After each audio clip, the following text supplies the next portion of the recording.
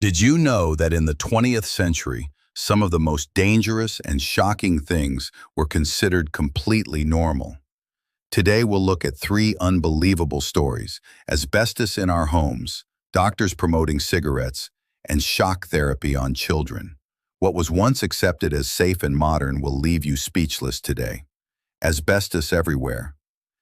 In the 20th century, asbestos was praised as a miracle material. It was cheap, strong, and fireproof. Builders loved it. It was put into walls, ceilings, floors, water pipes, even clothing for firefighters. Families lived surrounded by asbestos every single day. Children played in schools built with it, and nobody thought twice. But asbestos had a deadly secret. Tiny fibers would break off and float in the air. People breathed them in without knowing. And once inside the lungs, those fibers stayed forever. They caused cancer, scarring, and one of the deadliest diseases ever discovered: mesothelioma. By the 1960s and 70s, scientists began raising alarms. But it was too late.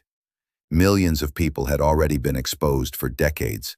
What was once sold as safe became one of history's greatest public health disasters. Doctors promoting cigarettes. Now imagine this. It's the 1950s. You go to a doctor for stress, and instead of medicine, he recommends cigarettes. It sounds unbelievable, but it was real. Tobacco companies ran ads showing doctors in white coats, smiling and holding a pack of cigarettes. One famous slogan even said, "More doctors smoke Camels than any other cigarette." These ads convinced millions that smoking was healthy. Some even claimed it helped with digestion, relaxation, and yes, even pregnancy. Pregnant women were told that smoking could calm their nerves. The truth? Doctors already suspected smoking caused cancer, but the tobacco industry hid the evidence. They paid for fake research, fake endorsements, and used the trust people had in doctors to push addiction. Today, cigarette packs are covered with warnings, but not long ago, medical authority was used to sell poison. Shock therapy on children. And finally, one of the most disturbing practices of the 20th century: electroshock therapy on children. Electroconvulsive therapy, or ECT, was used for depression, behavior issues, and mental illness.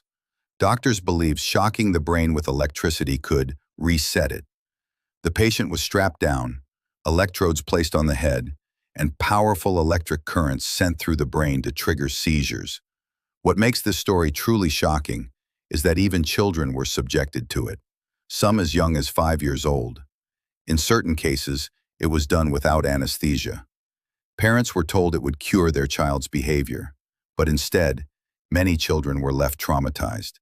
They suffered memory loss, brain damage, and lifelong fear. What was once accepted medicine is now remembered as one of psychiatry's darkest chapters.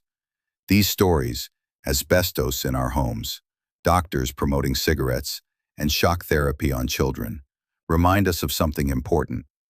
What seems normal today may be seen as dangerous tomorrow. History teaches us to question, to research, and to never accept everything as safe just because everyone says so. The 20th century was not that long ago, and yet, its shocking stories feel like another world.